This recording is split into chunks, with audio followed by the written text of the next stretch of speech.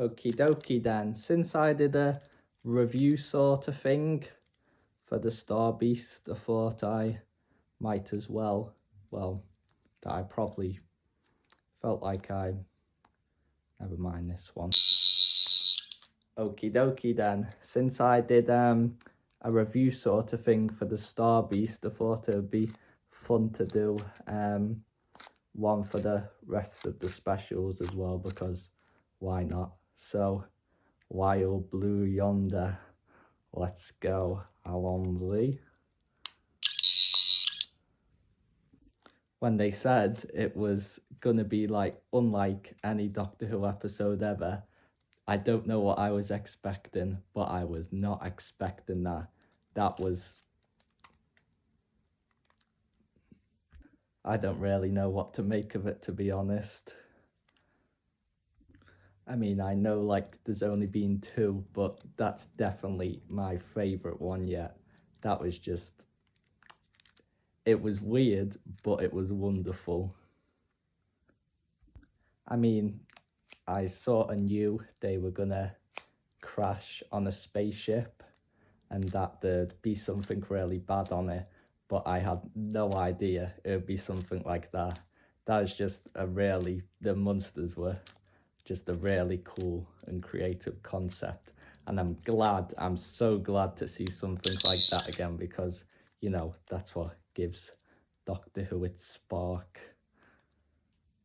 And it was quite creepy as well, actually. It gave me a bit like Midnight vibes, or Heaven Sent vibes, or even like Alien Isolation, if you know that game. Gave me like a bit scary, to be honest. Like, it's a bit eerie, them just exploring the spaceship, and then them monsters, they were just one of the freakiest, some of the freakiest monsters I've ever seen on the show. Like, they were just so uncanny, and the bits with the limbs, like when the Doctor Clone's jaw dropped, that was just so creepy. But I think that's an amazing concept. Like, how can you have them sort of be alone on a spaceship, but there's something else on the spaceship, but there's kind of still alone because it's not them, but it's a copy of them. I think that's brilliant. And don't think we've really seen that before, apart from like what was it, sort of forget the name, the Rebel Flesh with the gangers, you know, them episodes with the 11th Doctor. But the way this was done was really, really good. And I was like nervous the whole time because I didn't know which was which.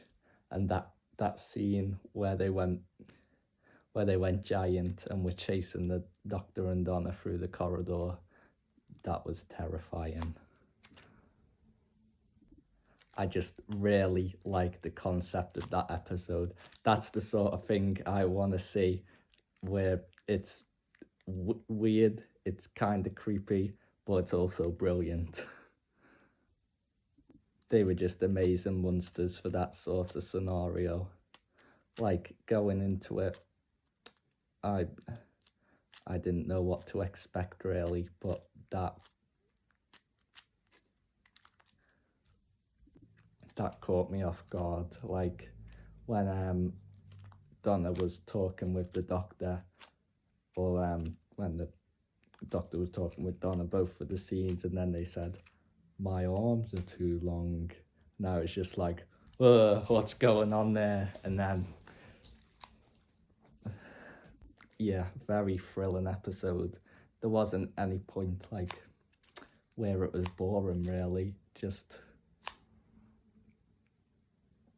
another good nice thing to see was, even though it was you know, the shapeshifter mimic shapeless void entity thing, it was nice to see the Doctor and Donna sort of tried to catch up, but they didn't really get a chance. And David Tennant is, excuse me, he's great with, I think he's definitely the best actor that has shown, sorry, my voice was going funny there, with my, still got a bit of a cough, but he's definitely the best actor yet to show emotion in the Doctor, I think. That's why 10 and 14 seem so human. I have to say though,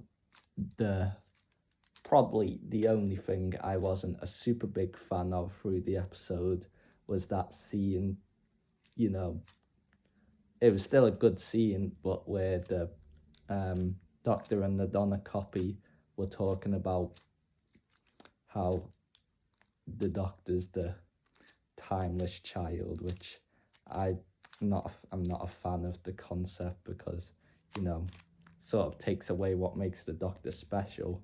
But the way that was done in the episode was very good. Like, seeing it have such an emotional impact on the Doctor, that made me a bit more warm to it. I still don't like it, but the way that was done was very good. But yeah, it was quite a creepy episode, to be honest. Just the monsters were just so uncanny, and that scene with, like, what's that noise, and it turns out to be the skeleton of the captain going around the ship. It's a bit like something out of a space horror movie. But yeah, very, very good episode. A lot happened, but also not too much happened in it. Let's see, what else is there? I'm very glad that the TARDIS repaired and kept the interior, because that's a very beautiful one. I'm glad we get to keep that. And the bit towards the end where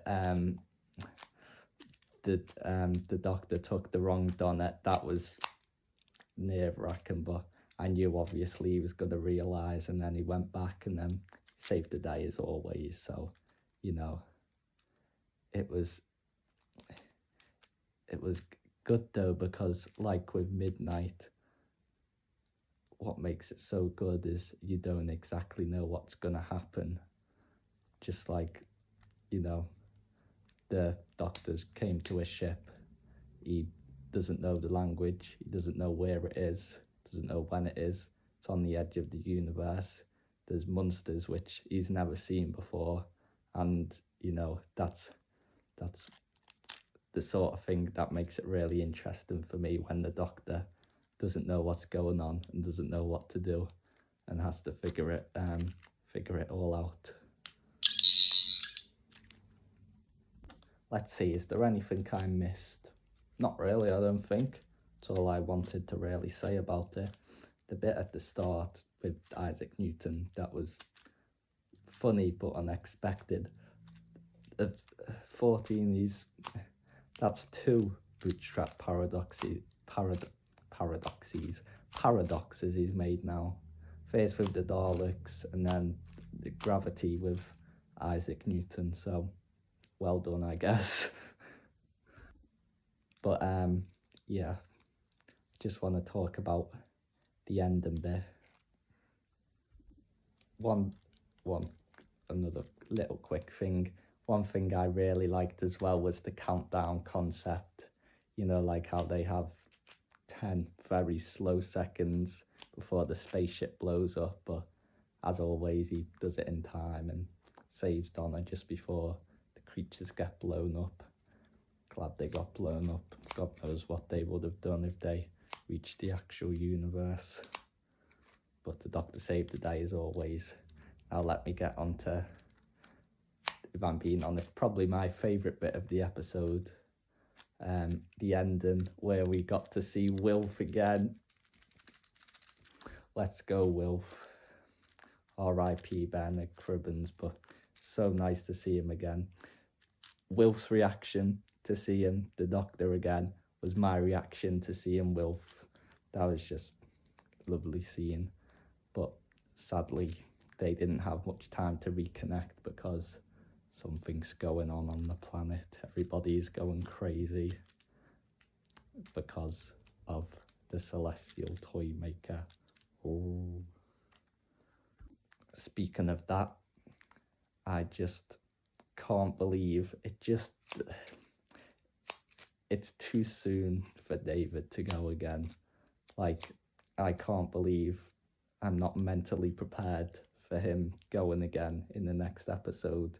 It just doesn't feel right. Like,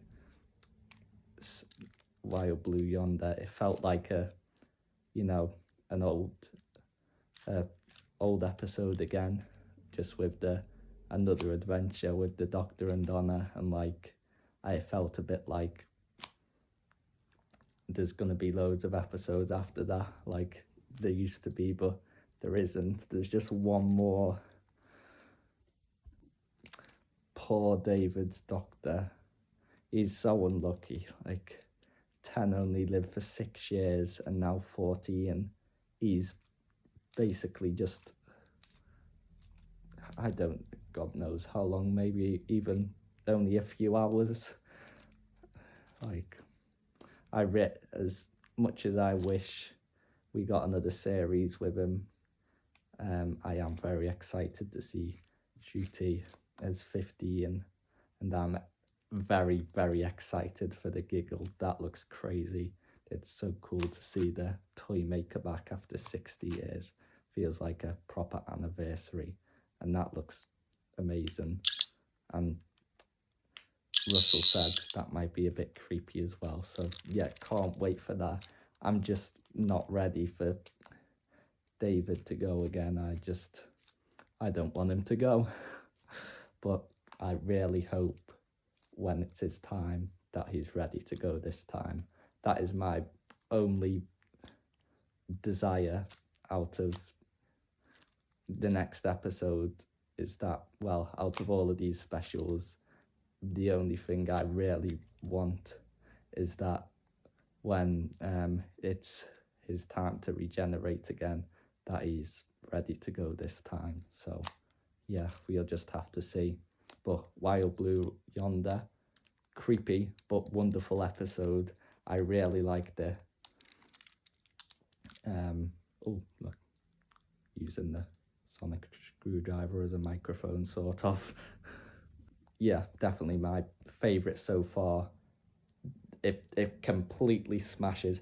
No offence to Jodie, but it completely smashes anything in the 13th Doctor's era, and I liked it. The Star Beast was good, but this was very, very good, and I don't know what the giggle will be like.